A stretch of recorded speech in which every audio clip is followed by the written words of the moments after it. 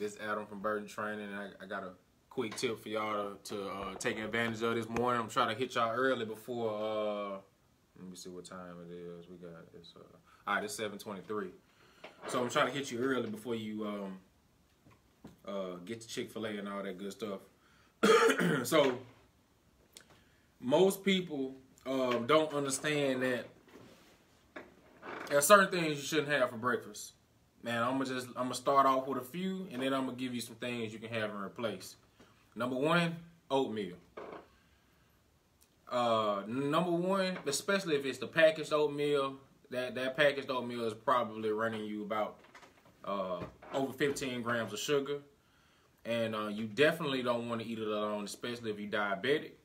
Number one, it's gonna raise your insulin levels up. Your blood sugar is gonna be sky high. So you want to avoid that, like I said, especially if you're diabetic. And if you have to have oatmeal, you want to pair it with a protein. Pair it with something that's going to bring your blood sugar level and insulin levels down, like eggs or a piece of sausage or something like that. Okay. Number two thing is fruit. I know a lot of people, and don't get me wrong, fruit is healthy, but for the average person, I'm not saying in all cases, but in most cases, most people want to avoid fruit in the morning for breakfast. And let me tell you why. Number one, all sugar that you eat gets stored as fat in 2 hours. So you only got 2 hours. So let's say you have an apple this morning for breakfast. You know, if you have a desk job or you work from home, that's going to be a bad option for you because you're sedentary, okay? And that sugar that you're eating from that fruit is not going to be able to get used, and so it's going to be stored, all right? And if you have to have fruit, same thing, like I told you with the oatmeal, always pair it with protein. Cashews, almonds, walnuts, some eggs, beans, something like that, okay? Another thing is orange juice. A cup of orange juice can bring you 30 grams of sugar. Remember what I told you in one of my previous videos, the maximum amount for women is 25, and you know I don't even allow women to have 10 to 12 here because of the amount of sugar that's in orange juice. Okay, so keep that in mind. Also, the last one, well, not the last one, but also cereal. A bowl of cereal can run you 30 to 40 grams of sugar. You got the sugar from the milk, you got the sugar from the cereal. I don't care if it's Raisin Bran or not. Even if it's Raisin Bran, even if it's quote unquote healthy, it's still gonna have some type of preservatives in it. It's still gonna have some type of artificial flavorings in there as well, for the most part. Let me see. I guess I got like, what's up, Brian? So also with cereal, most times you don't get any protein other than from the fact of you get it from milk. Okay, and it's still mostly processed, and it's definitely not good for children. You definitely don't want to send your child off, on the day with a bowl of cereal, okay?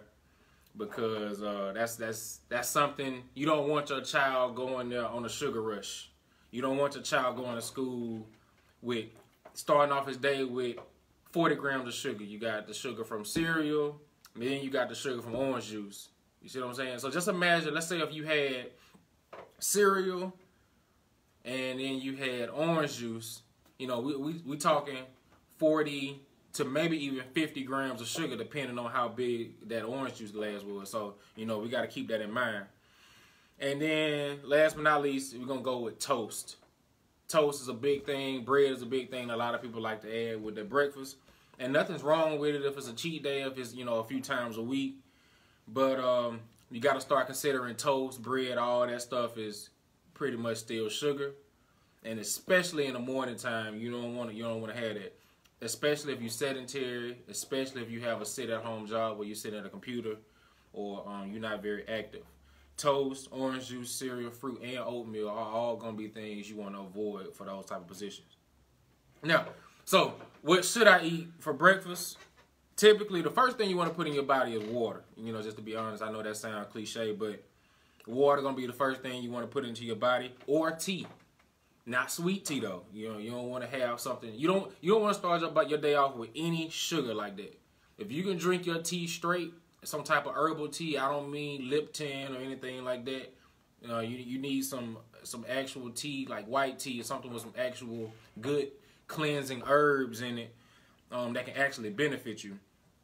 Or if you vegan or you plant-based or, you know, things like that, if you don't want to have meat or things like that for breakfast, you can have beans. You also can have fish, tuna, or some things you can have.